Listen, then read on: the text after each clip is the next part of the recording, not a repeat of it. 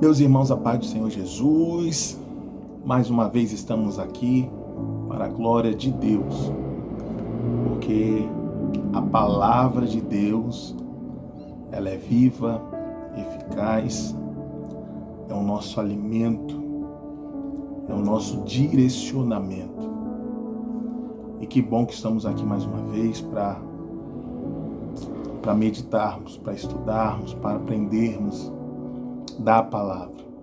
Sei da responsabilidade, mas também sei do privilégio que é poder transmitir para almas, para vidas, para a igreja, algo que é mais perfeito nesse mundo, que é a palavra de Deus. Então que bom que estamos aqui, mais uma vez, como de costume, já nos vídeos. Fala comigo aí, tá? Embaixo nos comentários. Tem muita gente em vista do número de inscritos. Nós temos acho que 19 inscritos, e temos mais de 50, 60 visualizações. Se inscreve aí, gente, se inscreve aí no canal, tá? Não é um canal sensacionalista, não é um canal de tragédias, é um canal da palavra, Então faça parte disso. Esse mundo, nós precisamos olhar para o alto. Nós vamos ler a palavra de Deus hoje, e como Deus falou no meu coração de uma forma profunda a respeito do estudo de hoje, tá? Abre o teu coração, 100% de atenção aí para você estudar, para você mergulhar na Escritura Sagrada. Amém? Que Deus abençoe a todos os irmãos aí que estão sempre conosco, comentando, compartilhando, estudando, se alimentando da palavra.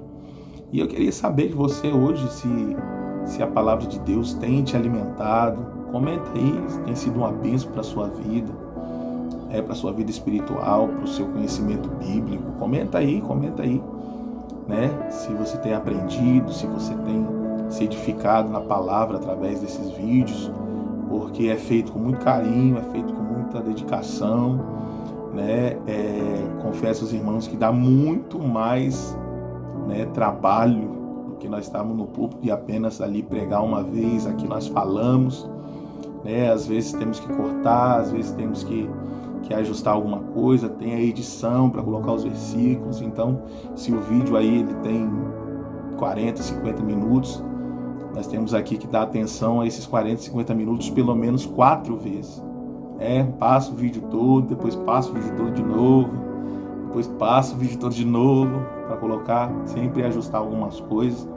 Então não despreze, não ignore aquilo que está sendo direcionado para a tua vida, para a tua casa, para a tua vida espiritual.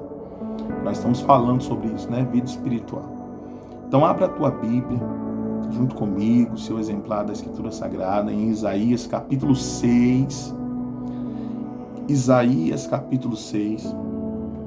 Nós vamos ler alguns versículos aqui, que é um momento muito especial da vida de Isaías, um momento em que Deus comissiona Isaías para ir e levar a palavra, os oráculos de Deus, as profecias, levar o recado de Deus para o povo, o que Deus queria falar para o povo. Então Isaías 6 diz assim: no ano em que morreu o rei Uzias, eu vi o Senhor assentado num alto e sublime trono, e as orlas do seu manto enchiam o templo. Ao seu redor havia serafins, cada um tinha 6 asas, com 2 cobriam o rosto, com 2 cobriam os pés, e com 2 voavam. E clamavam uns aos outros, dizendo: Santo, Santo, Santo é o Senhor dos exércitos, e toda a terra está cheia da sua glória. E as bases dos limiares moveram-se à voz do que clamava, e a casa se enchia de fumaça. Então disse eu, Isaías, ai de mim, pois estou perdido, pois sou homem de lábios impuros e habito no meio de um povo de impuros lábios. E os meus olhos viram o Rei, o Senhor dos Exércitos. Então voou para mim um dos serafins, trazendo na mão uma brasa viva que tirara do altar, com uma tenaz. E com a brasa tocou-me a boca e disse: eis que isso tocou os teus lábios, e a tua iniquidade foi tirada e perdoado o teu pecado. Depois disto, ouvi a voz do Senhor que dizia: a quem enviarei? E quem há de ir por nós? E disse eu: eis-me aqui, envia-me a mim. Amém? Nós lemos esse texto porque tem coisas tão ricas aqui. Isaías viu o Senhor no alto sublime trono, Isaías viu serafins, Isaías viu eles dizendo santo, santo, havia uma adoração, havia uma glória, os limiares se moveram do templo, havia um reconhecimento diante de Deus, Deus é luz, havia um reconhecimento de Isaías diante de Deus dos seus pecados, porque quanto mais próximo de Deus nós estamos, irmãos, mais consciência de quem nós somos acontece, porque nosso Deus é luz, e a luz ela revela, e quanto mais perto de Deus nós estamos, mais revela quão pecadores e falhos nós somos, e quanto mais dependemos da misericórdia. E ali há um arrependimento, há um perdão, né? Ele diz ali: a tua iniquidade foi tirada e foi perdoado o teu pecado. Tudo que nós estamos falando sobre o mundo espiritual, né? Porque Isaías diz: ai de mim, porque eu habito no meio de um povo de impuros lábios. O que Isaías está falando? Eu estou no meio de um povo que herda a iniquidade, que herda maldições e não cansa de cometer pecados contra Deus, de virar as costas contra Deus. Eu estou no meio de um povo rebelde, eu estou no meio de um povo que pratica a iniquidade. O que é a iniquidade? É o pecado, mas sem a consciência do mal. A gente faz, e o pecado é quando a gente reconhece: meu Deus, eu errei. Mas a iniquidade é quando não é mais um erro, se torna um costume. O errado não é mais errado, agora normalizou. Isso é a iniquidade. A multiplicação do pecado faz com que nós geramos algo dentro de nós chamado iniquidade. Por isso que o próprio Deus fala: santificai-vos, porque quanto mais nós nos santificamos, nós reconhecemos o pecado, e o risco de se tornar iniquidade se torna menor, porque nós somos pecadores, erramos e vamos errar, mas quando nós erramos, nós nos arrependemos e há uma consciência de tristeza: errei, mas eu preciso retornar, me arrepender. Arrependimento é fazer a conversão de volta para aquele erro que nós cometemos. Então aqui Isaías tem uma visão espiritual, e é sobre isso que nós estamos falando, mundo espiritual. Ele vê o Senhor no trono, ele vê serafins, e isso tudo são seres espirituais. O Senhor está no mundo espiritual, no terceiro céu, aonde Paulo diz, né, o terceiro céu é o céu espiritual, a glória de Deus. E nós falamos sobre reino espiritual, mundo espiritual, heranças espirituais, está tudo inserido aqui. Ele está no meio de um povo de heranças espirituais, de maldições espirituais. Ele está no meio de um povo que precisa se arrepender, como nós falamos nos estudos anteriores, de arrependimento, que é a solução das maldições espirituais, que o único arrependimento é em Jesus, na cruz, que nós sabemos que ali toda a maldição foi quebrada, e quando nós reconhecemos e entramos no caminho que é Cristo para obedecê-lo, nós estamos falando que agora nós queremos estar debaixo da misericórdia de Jesus. E Ele sim tomou sobre si os nossos pecados. E enquanto estamos nele, não há nenhuma maldição mais. Falamos semana passada sobre, deixa eu lembrar aqui, né, irmãs?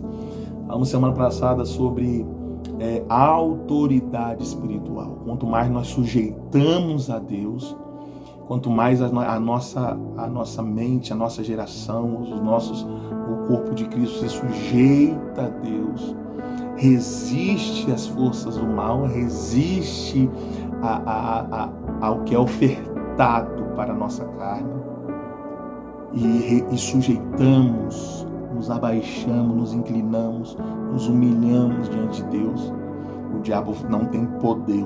Sujeitar-vos a Deus, resistir ao diabo e ele fugirá de vós. O diabo não tem poder na vida de alguém que resiste. O diabo não tem poder na vida de alguém que se submete a Deus, que se humilha diante de Deus, se humilha. O diabo não tem poder. O nosso poder não está naquilo que falamos, naquilo que cantamos, naquilo que gritamos. O diabo não tem poder naquilo que nos sujeitamos. O diabo não tem poder naquilo que nos sujeitamos. Se nós sujeitarmos a Deus, é Deus que nos guarda. E aqui, mundo espiritual, heranças espirituais, vamos recapitulando aí. Quem está nesse vídeo e não viu os anteriores, é uma linha do tempo que vai te edificar muito. Começa lá do início e vamos seguir junto. Mundo espiritual, ele é real. Heranças espirituais, né? Arrependimento, né? Quebras de maldições através de arrependimento, quebras de condenações familiares, de espirituais, arrependimento, sujeição, confissão, tá? E a autoridade espiritual, autoridade no mundo espiritual. E agora nós vamos falar de algo que vai até ser um pouco mais rápido. Talvez não é o que a nossa carne gosta de ouvir. Responsabilidade espiritual. Responsabilidade espiritual. A quem enviarei? Quem há de ir por nós? O reino está gritando. Há uma oração sendo falada da parte de Deus. Não só nós que oramos, não só nós que falamos, não é só nós que pedimos. Deus também fala, Deus também pede. Quem há de ir por nós? Quem representará o reino de reconciliar os homens a Deus, através do amor que Jesus ensinou? Quem há de ir por nós? Isaías, depois de perdoado, depois das maldições serem quebradas, depois da iniquidade ser sarada dele, depois da brasa viva nos seus lábios para queimar, para tirar toda a herança, depois de um arrependimento, de tudo aquilo que nós falamos, há uma responsabilidade espiritual. Deus te chama, Deus te salva, Deus te perdoa para assumir uma responsabilidade. Quem há de ir por nós? E Isaías, genuinamente, verdadeiramente perdoado, verdadeiramente teve um encontro com Deus, porque ele tem convicção de que foi Deus que ele viu. Você tem convicção de que você teve um encontro com Deus? Ou você precisa ainda ter um encontro com Deus? Mas Isaías tem uma convicção. Eu vi o Senhor, eu tive um encontro com Deus, eu tive um encontro com Ele, então eu conheço o mundo espiritual, porque Deus é Espírito. Eu reconheci que eu tenho heranças espirituais, eu habito num povo, gerações, descendências, povo, famílias que praticam iniquidade. Ai de mim, ele reconhece que se ele continuar daquele jeito, ele está condenado. E ele é perdoado. Ele confessa a sua iniquidade, ele confessa o seu pecado, e é nos lábios. E eu não sei se o texto não detalha, né? Mas se nós formos ver a história de Israel, né? O texto não detalha aqui, mas os lábios é profanar o nome de Deus, é falar o nome de Deus em vão, enfim, né? Aqui nós temos o poder de dar vida e de matar. Os nossos lábios têm poder de dar vida e matar. E aí ele é perdoado. E agora vem a responsabilidade espiritual mesmo. E aí isso que eu quero falar com os irmãos hoje. A responsabilidade é nossa. Quando Em Levítico, que é o livro das leis, e nós sabemos que o mundo espiritual é regido por leis. Lá em Levítico tem um texto muito conhecido que diz assim, ó, Levítico 6, o livro das leis, 6:13. O fogo arderá continuamente sobre o altar, não se apagará. É um texto que nós falamos, glória a Deus, o fogo continuará aceso. Amém? Só que o versículo 6 sempre tem um títulozinho em cima do capítulo, perdão, não é versículo, é capítulo 6. Tem um títulozinho falado sobre ordenanças, ordem de Deus. Então o fogo arderá sobre o altar, não é uma profecia que Deus está falando, pode ficar tranquilo que o fogo não vai se apagar. Aí a gente, glória a Deus, então Deus não vai deixar o fogo apagar. Não, é uma ordem. Ele está mandando nós não deixar o fogo apagar. Não é uma pregação, é um estudo, então eu estou falando exatamente o porquê o texto está escrito, qual é o sentido dele. Porque muitas das vezes nós usamos os textos de maneira errada. Às vezes falamos o que o texto não está querendo dizer. E aqui no capítulo 6, né, de Levítico, está falando sobre ordem para o sacerdote não deixar o fogo apagar. E aqui tem a ordem, falando que toda manhã vai recolher as cinzas, colocar lenha nova, e o fogo não pode se apagar. Uma ordem de Deus, sacerdote, você que é responsável pelo sacrifício, para que Deus perdoe, para que as orações se elevem a Deus através do sacrifício, isso na antiga aliança, né? No Antigo Testamento, era a responsabilidade do sacerdote. Olha a responsabilidade e o privilégio tão grande que esse sacerdote tinha. É algo muito pesado, irmãos. Eu sei disso, é um fardo que tem que ter uma responsabilidade muito grande. Porque vai que o sacerdote não coloca a lenha. O que iria acontecer? Deus iria requerer do sacerdote, porque Deus levantou o sacerdote para fazer estas ordens. Então é uma ordem, fogo não se apagará. Amém? Fogo não se apagará. Sacerdote, não deixe o fogo apagar. Não é uma profecia declarando, pode ficar despreocupado que o fogo não vai se apagar. Não, é uma ordem. Ei, você não deixa o fogo apagar. Isso aqui é na antiga aliança, irmãos. Só que na nova aliança, em 1 Pedro, Jesus veio, sacrifício vivo, né? Sacrifício vivo. Não há mais sacrifício de animal. Não há. Mas agora há um título para todos aqueles que são de Cristo agora, que foram perdoados, que teve as suas maldições anuladas, teve as suas condenações canceladas, as suas heranças ficaram para trás. Glória a Deus. Tudo aquilo que veio de maldições, eu não sei de quantas gerações passadas. Se você está em Cristo, as coisas velhas se passaram, tudo se faz novo. Mas em 1 Pedro deixa muito claro a responsabilidade. Vós sois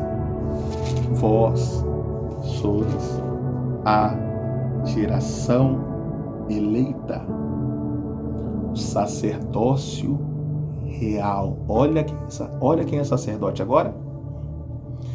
Quem tinha responsabilidade lá no Antigo Testamento para manter a chama acesa era o sacerdote. Olha quem é sacerdote agora. Vós sois a geração eleita, o sacerdócio real, povo adquirido. E aí nós falamos a mesma coisa. Glória a Deus porque nós somos a geração eleita. Glória a Deus porque nós somos o sacerdócio real. Calma aí. Isso gera uma responsabilidade. É um privilégio muito grande, irmãos. sermos resgatados. A nossa alma, como diz o louvor, né, estava longe dos caminhos do Senhor. Foi quando Ele estendeu a sua mão para nós, nos perdoou, nos salvou, nos deu uma nova vida. Mas agora, quando Ele nos chama de sacerdote, Ele está falando que nós temos um ministério, e o nosso ministério primordial, primeiro, a prioridade, não é de cantar, não é de pregar, a prioridade é ser sacerdote. E o sacerdote fazia o quê? Intercedia e cuidava do fogo aceso. A chama precisa continuar acesa. E a responsabilidade não é mais de Deus, é minha e sua, porque os sacerdotes somos nós. E quem cuidava do fogo do altar era o sacerdote. Nós estamos terceirizando e pessoas estão morrendo espiritualmente porque é uma terceirização da responsabilidade. Ou nós colocamos a culpa em Deus, ou nós colocamos a culpa no diabo, ou nós colocamos a culpa em algum irmão, ou a culpa é do pastor, ou a culpa é de qualquer pessoa, mas está muito difícil as pessoas assumirem a responsabilidade do que foram chamadas. Vós sois sacerdote real. O fogo não pode se apagar.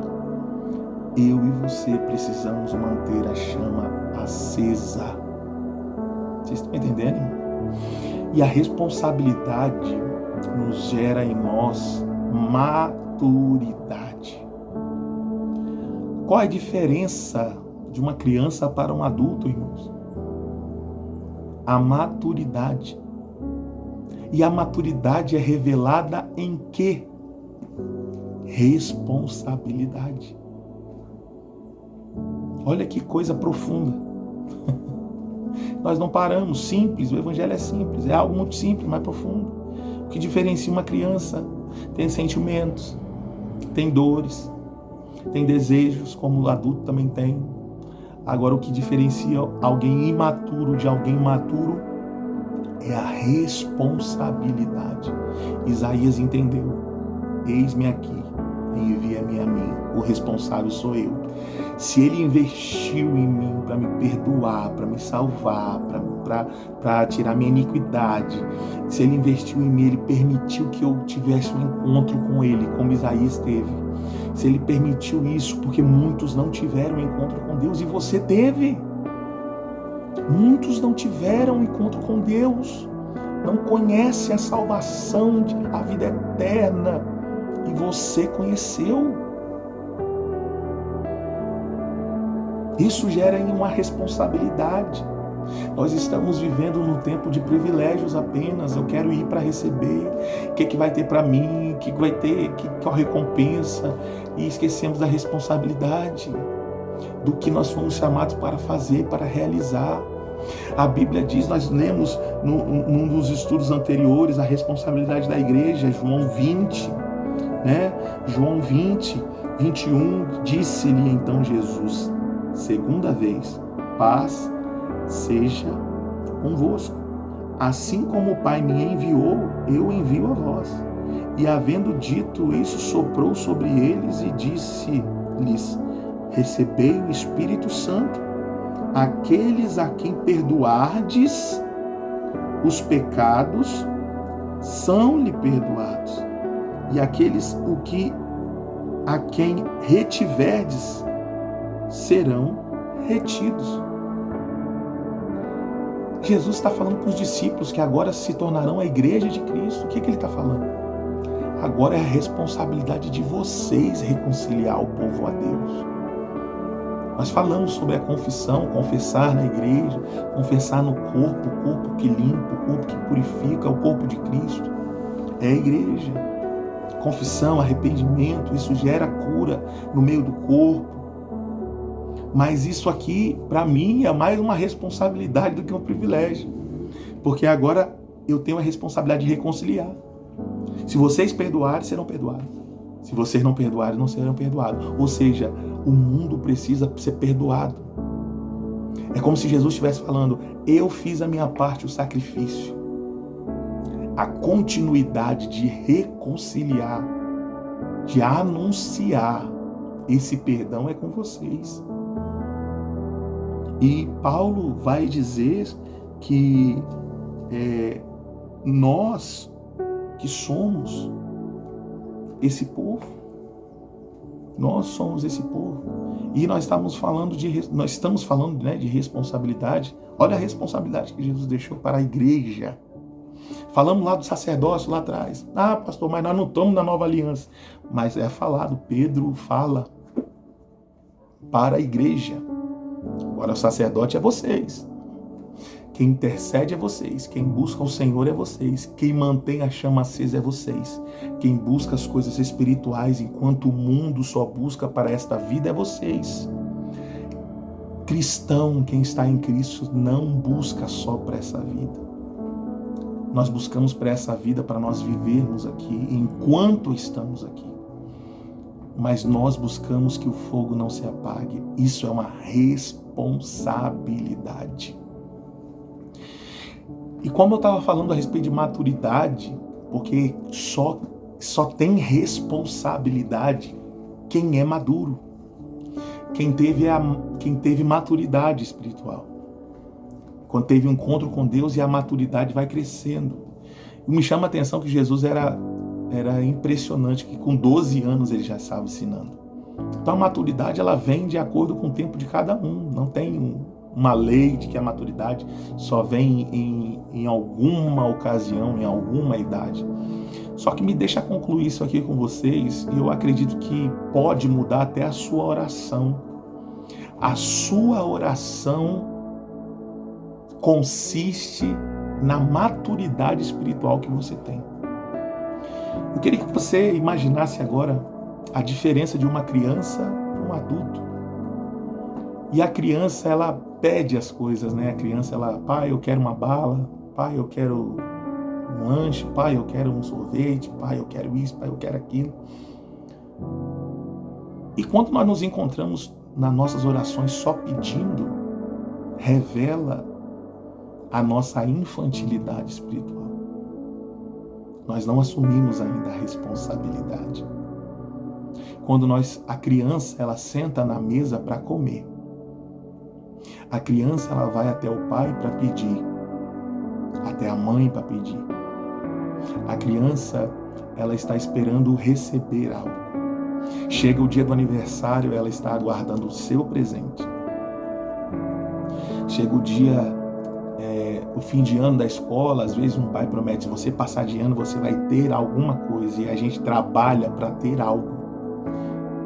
E isso, não estou falando que é pecado ser uma criança espiritual, mas todos nós começamos como uma criança espiritual e nos consiste em crescer em Cristo e adquirimos uma maturidade espiritual.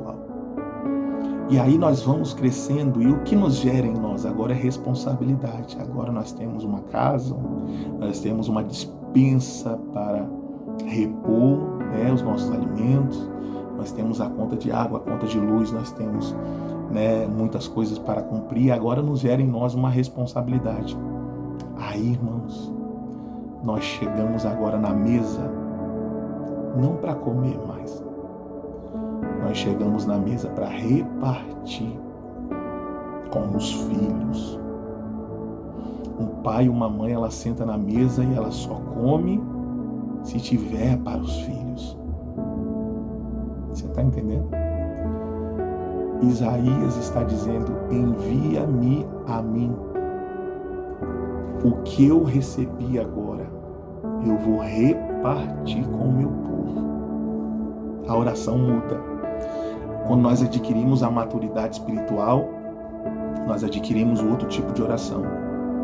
Não é pedir como uma criança, mas é chegar perto do Pai e saber, e procurar saber se Ele precisa de mim para repartir alguma coisa dele.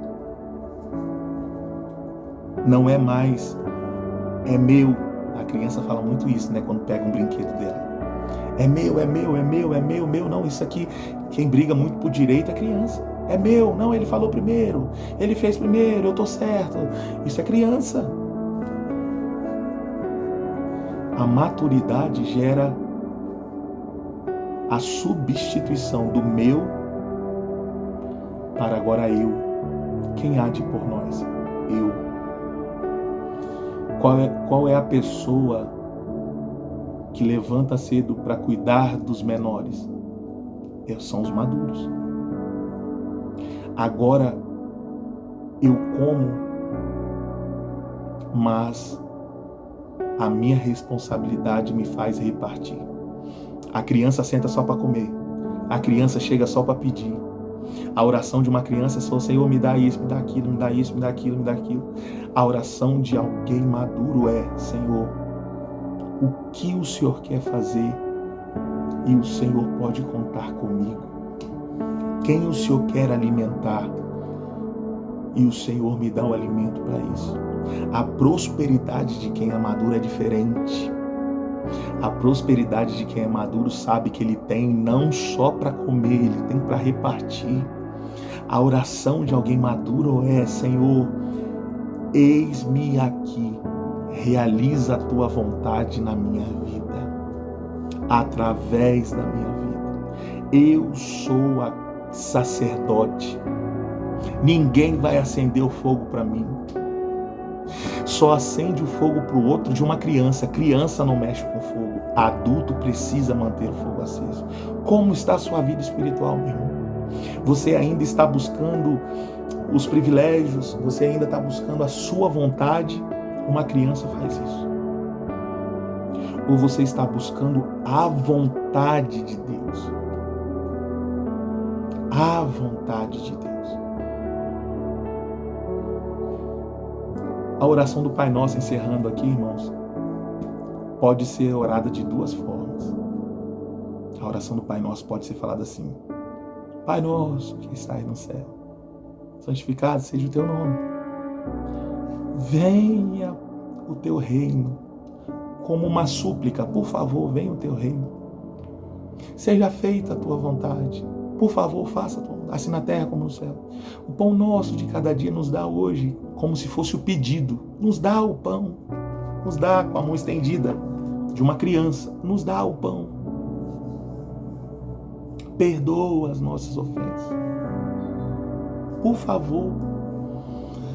Assim como nós perdoamos. Não deixei-vos cair. Não deixa, Senhor. Por favor, uma súplica.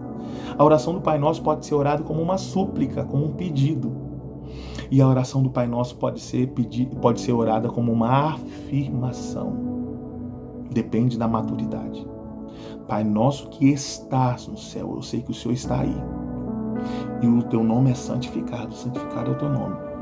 Venha o teu reino. Por que vem o teu reino? Porque eu estou aqui na terra e o teu reino vai ser expandido através de mim. Eu tenho essa responsabilidade de expandir, de anunciar o teu reino. Eu não sou o Salvador, mas eu sou o anunciador do Salvador. O pão nosso de cada dia nos dá hoje. Não é mais um pedido. É uma responsabilidade. O Senhor nos dá o pão. Eu tenho certeza disso. Porque assim como eu sou pai, assim como você que é pai, que está me ouvindo, você que é mãe, que está me ouvindo, você tinha certeza que o pão não faltaria para o seu filho, porque nem se você acordasse 3, 4 horas da manhã, não faltaria o pão.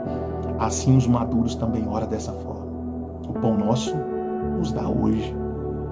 Eu sei que não vai faltar. Perdoa as nossas dívidas, assim como nós, porque quem é do reino perdoa, então tem certeza que é perdoado. Assim como nós perdoamos a quem tem fedido. E não nos deixei cair em tentação, mas livrai-nos do mal. Eu sei que o Senhor me livra, porque teu é o reino. Você está entendendo que teu é o reino, o poder e a glória para sempre. Amém. Combina, encaixa mais quando a gente ora o Pai Nosso todo afirmando com certeza. Porque a gente poderia muito bem: livra-nos do mal. Por favor, livra-nos do mal, porque teu é o reino. Como eu estou suplicando e depois eu estou afirmando? Não. Nós temos maturidade. Assuma a sua responsabilidade como sacerdote. Assuma a sua responsabilidade como sacerdote que não pode deixar o fogo apagar. Assuma a sua responsabilidade como igreja de que você foi chamado para reconciliar. Assuma a sua responsabilidade diante de Deus para que as suas orações não sejam só de pedir. Eu não estou falando que é pecado pedir, não, irmãos. Mas quando a nossa vida cristã gira em torno de só pedir e não procurar saber do que Deus quer pedir para nós, nós não crescemos espiritualmente, nos tornamos crianças o tempo todo.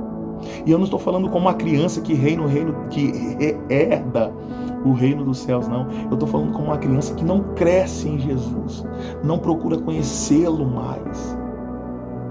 Não é de glória em glória até esse dia perfeito.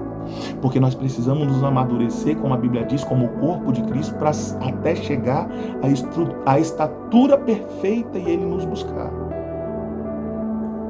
Há um preparo para Ele nos buscar, e esse preparo é de amadurecimento espiritual. Deus abençoe a tua vida. Assuma a responsabilidade espiritual da tua casa. Assuma a responsabilidade espiritual do teu lar, dos teus filhos, espiritual. Eu sei que você assume a questão financeira, a questão de esposa, a questão de marido, mas a espiritual precisa ser assumida. Deus te abençoe.